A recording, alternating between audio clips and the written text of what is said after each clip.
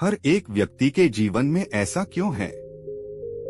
ऐसा इसलिए है क्योंकि हम कहीं न कहीं अपने मन के मैल को, मन के कीचड़ को साफ नहीं रख पाते हैं। यूं कहें तो उसका सही समाधान नहीं निकाल पाते हैं। खैर चलिए मैं आपको एक कहानी सुनाता हूँ। शायद आपको इस कहानी से इस सवाल का हल मिल जाए। गरीब किसान जिम्मेदारी से परेशान होकर किया परिवार का किया त्याग। महात्मा गौतम बुद्ध के समय की बात है। एक गांव में एक किसान अपनी पत्नी और 2 बच्चों के साथ रहता था। वह किसान बहुत ही ज्यादा परेशान रहता था। अपने 2 बच्चों और पत्नी की जरूरतों को पूरा नहीं कर पाता था। शायद यही उसकी परेशानी की सबसे बड़ी वजह थी।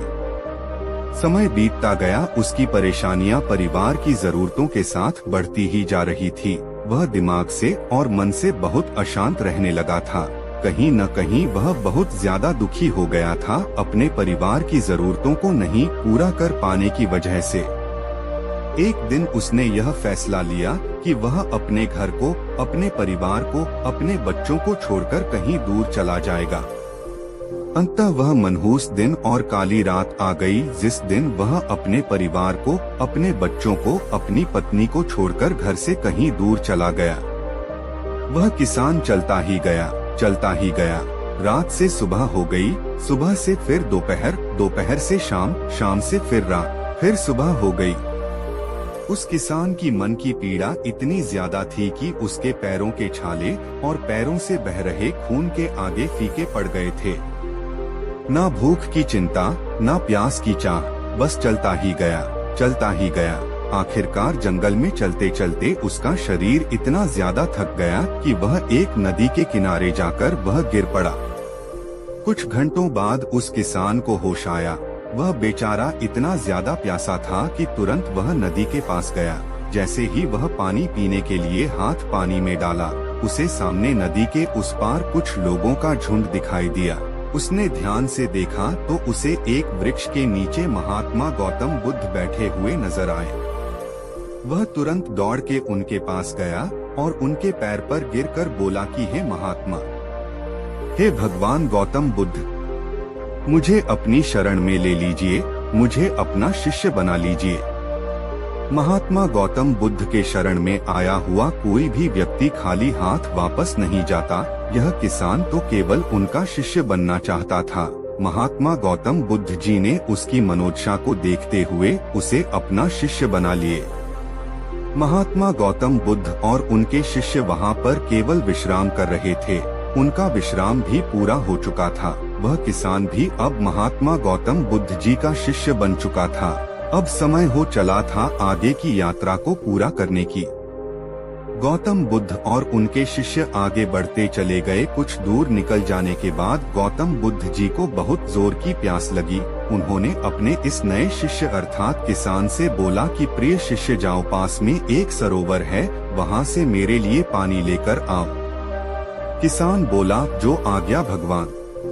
किसान सरोवर की तरफ चल दिया। सरोवर के पास जैसे ही किसान पहुंचा, उसने देखा कि उस सरोवर में बहुत सारे जानवर उछल कूद कर रहे हैं। वे सारे जीव जंतु किसान को देखते ही तुरंत वहां से भाग गए। किसान बहुत ही खुश हुआ और उस सरोवर की तरफ चल दिया पानी लेने के लिए। परंतु जैसे ही किसान सरोवर के पानी के तरफ हाथ बढ़ाया, उसने देखा कि पानी बहुत ही ज्यादा गंदा था। किसान निराश होकर वापस गौतम बुद्ध जी के पास आ गया। गौतम बुद्ध जी ने उससे पूछा, पानी कहाँ है?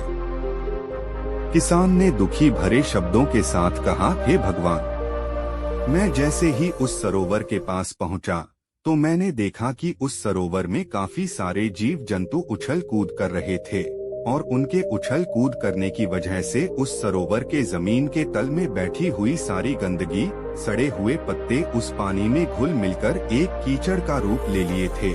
यही कारण है कि मैं वह पानी लेकर नहीं आया, क्योंकि वह पानी नहीं कीचड़ हो चुका था। महात्मा गौतम बुद्ध जी उस किसान की बातों को समझ गए और मुस्कुराते हुए उन्होंने कहा कि मैंने तुमसे सरोवर का पानी मांगा था। मैंने यह नहीं कहा था कि पानी अगर गंदा हो तो पानी लेकर मत आना। उन्होंने अपने दूसरे शिष्य से अनुग्रह किया कि जाओ और सरोवर से पानी लेकर आओ। उनका दूसरा शिष्य निकल पड़ा पानी को लाने के लिए और कुछ देर पश्चात वह पानी लेकर वापस आ गया।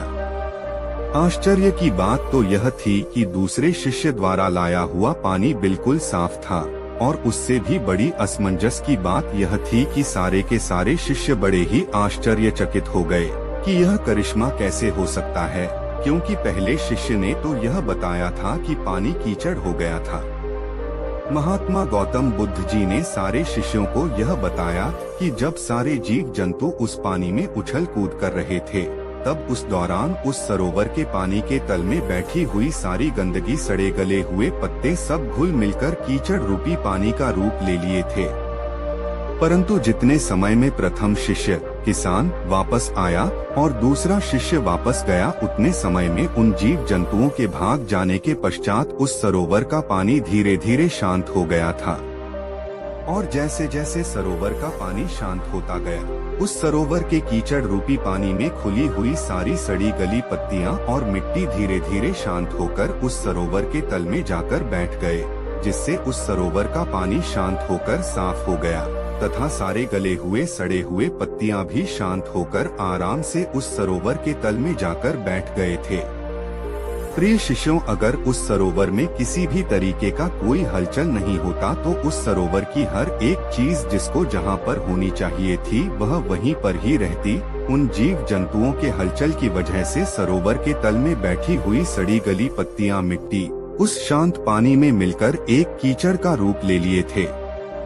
ठीक इसी प्रकार से हर एक व्यक्ति के जीवन में तरह तरह की समस्याएं, परेशानियां और कठिनाइयां आती हैं, जिसके वजह से हमारे मन में हलचल सी मच जाती है, हमारा दिमाग और मन अशांत हो जाता है। तत्पश्चात हम कोई गलत निर्णय अर्थात फैसला ले लेते हैं।